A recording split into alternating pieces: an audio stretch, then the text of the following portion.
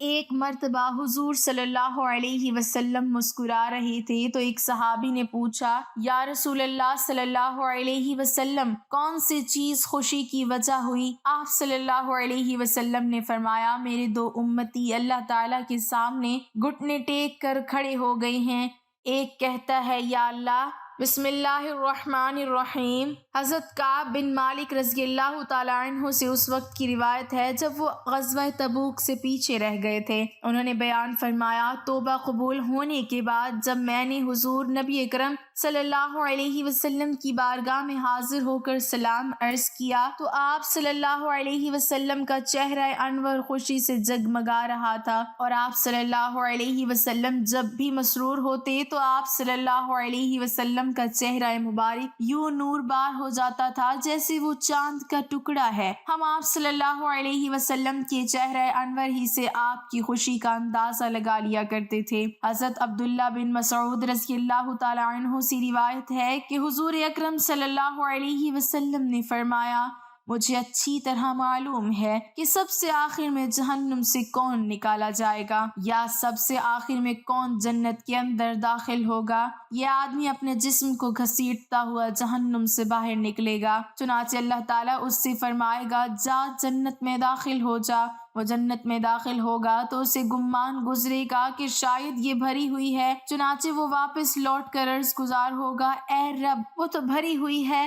بس اللہ تعالیٰ اس سے فرمائے گا، جا جنت میں چلا جا، لہٰذا وہ جنت میں داخل ہوگا۔ جنت میں جا کر اسے پھر گمان گزرے گا کہ شاید یہ بھی بھری ہوئی ہے، پس وہ واپس لوٹ کر پھر عرض کرے گا، اے رب میں نے تو وہ بھی بھری ہوئی پائی ہے۔ چنانچہ اللہ تعالیٰ اس سے فرمائے گا، جا اور جنت میں داخل ہو، کیونکہ تیرے لیے جنت میں دنیا کے برابر بلکہ اس سے 10 گنا زیادہ حصہ ہے، یا فرمایا تیرے لیے 10 دنیاؤں کے برابر حصہ ہے۔ وہ عرض کرے گا، اے اللہ، کیا مجھ سے مزاح کرتا ہے یا مجھ پر ہنستا ہے، حالانکہ تو حقیقی مالک ہے۔ حضرت عبداللہ بن مسعود رضی اللہ تعالیٰ عنہ بیان کرتے ہیں، میں نے دیکھا کہ اس پر حضور نبی اکرم صلی اللہ علیہ وسلم ہنس پڑے، یہاں تک کہ آپ صلی اللہ علیہ وسلم کے دندان مبارک نظر آنے لگے۔ آپ صلی اللہ علیہ وسلم فرماتے ہیں، یہ اہل جنت کے سب سے کم درجے والے شخص کا حال ہے۔ امام عسقلانی نے فرمایا، یہ کہا گیا ہے کہ آپ صلی اللہ علیہ وسلم صرف آخرت کے امور میں ہنسا کرتے تھے، اگر کوئی معاملہ دنیا سے متعلق ہوتا تو اس پر آپ صلی اللہ علیہ وسلم صرف تبسم فرمایا کرتے تھے۔ حضرت ابو دردہ رضی اللہ تعالی عنہ سے روایت ہے، رسول اللہ صلی اللہ علیہ وسلم نے فرمایا، کیا میں تمہیں نماز اور صدقے سے بڑھ کر افضل درجات کے اعمال نہ بتاؤں؟ صحابہ اکرام رضوان اللہ علیہم اجمعین نے کہا، کیوں نہیں اے اللہ کے رسول صلی اللہ علیہ وسلم۔ آپ صلی اللہ علیہ وسلم نے فرمایا، آپس کے میل جول اور روابط کو بہتر بنانا اور اس کے برعکس آپس کے میل جول اور روابط میں پھوٹ ڈالنا دین کو موڑ دینے والی خصلت ہے۔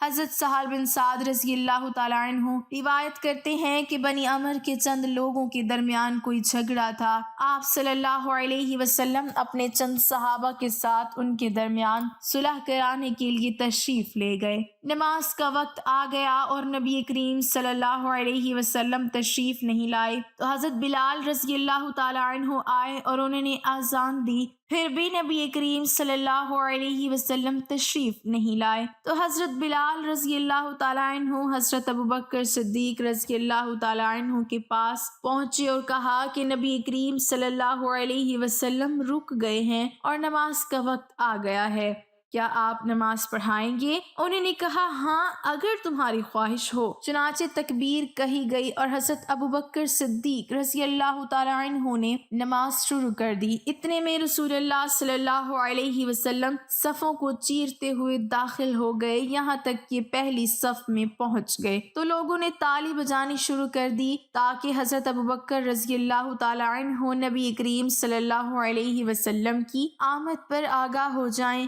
لیکن حضرت ابوبکر صدیق رضی اللہ تعالیٰ عنہ نماز میں کسی طرف توجہ نہیں دیتے تھے۔ جب لوگوں نے متواتر ہاتھ پر ہاتھ مارنا شروع کیا تو صدیق اکبر رضی اللہ تعالیٰ عنہ متوجہ ہوئے اور نگاہ پھیری تو رسول اللہ صلی اللہ علیہ وسلم کو اپنے پیچھے دیکھا۔ آپ صلی اللہ علیہ وسلم نے ہاتھ سے ان کی طرف اشارہ کیا اور حکم دیا کہ نماز پڑھائیں جس طرح پڑھا رہے ہیں۔ حضرت ابوبکر صدیق رضی اللہ تعالی عنہ نے اپنا ہاتھ اٹھایا، اللہ کی حمد بیان کی، پھر الٹے پاؤں واپس لوٹ گئے یہاں تک کہ صف میں داخل ہو گئے، اور نبی کریم صلی اللہ علیہ وسلم آگے بڑھے اور لوگوں کو نماز پڑھائی۔ جب فارغ ہوئے تو فرمایا، اے لوگو، جب تم کو نماز میں کوئی بات پیش آ جاتی ہے تو تالی بجانا شروع کر دیتے ہو، حالانکہ تالی بجانا عورتوں کے لیے ہے۔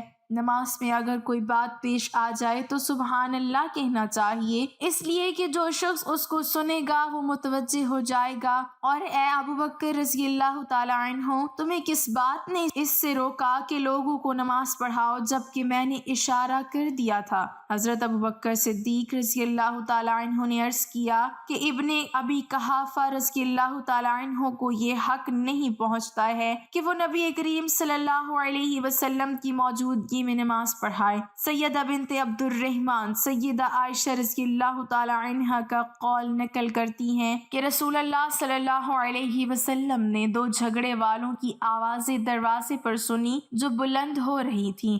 ان میں سے ایک دوسرے سے کہہ رہا تھا کہ مہربانی کر کے کچھ قرض معاف کر دے، اور دوسرا کہہ رہا تھا کہ واللہ میں نہیں کروں گا۔ رسول اللہ صلی اللہ علیہ وسلم ان دونوں کے پاس تشریف لے آئے اور فرمایا کہ کہاں ہے وہ شخص جو اللہ کی قسم کھا کر کہہ رہا تھا کہ میں نیکی نہیں کروں گا؟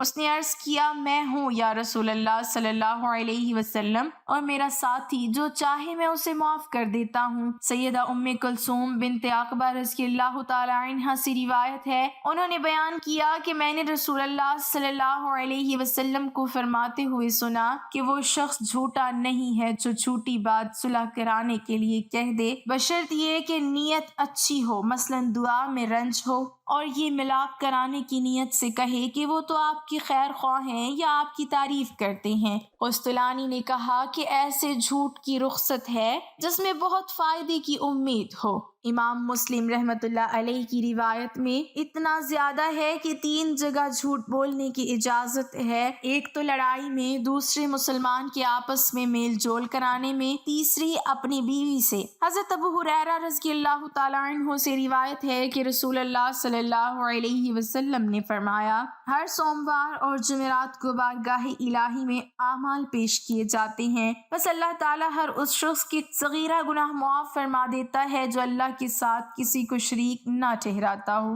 سوائے اس شخص کے کہ اس کے اور اس کے بھائی کے درمیان دشمنی اور کینہ ہو، تو اللہ تعالیٰ فرماتا ہے ان دونوں کو چھوڑ دو یہاں تک کہ یہ صلح کر لیں۔ امام اوزاعی رحمۃ اللہ علیہ کہتے ہیں، اللہ پاک کو سب سے زیادہ وہ قدم پسند ہیں جو مسلمانوں میں صلح اور باہمی تعلقات کی اصلاح کے لیے اٹھیں۔ حضرت انس رضی اللہ تعالی عنہ سے روایت ہے کہ ہم نے ایک دفعہ نبی کریم صلی اللہ علیہ وسلم کو دیکھا کہ آپ صلی اللہ علیہ وسلم مسکرا رہے ہیں، تو حضرت عمر رضی اللہ تعالی عنہ نے پوچھا، یا رسول اللہ صلی اللہ علیہ وسلم، کون سی چیز مسکراہٹ کا سبب ہوئی؟ آپ صلی اللہ علیہ وسلم نے فرمایا، میرے 2 امتی اللہ تعالیٰ کے سامنے گھٹنے ٹیک کر کھڑے ہو گئے ہیں، ایک کہتا ہے کہ یا اللہ اس نے مجھ پر ظلم کیا ہے، میں بدلہ چاہتا ہوں۔ اللہ تبارک و تعالیٰ اس ظالم سے فرماتا ہے کہ اپنے ظلم کا بدلہ ادا کرو۔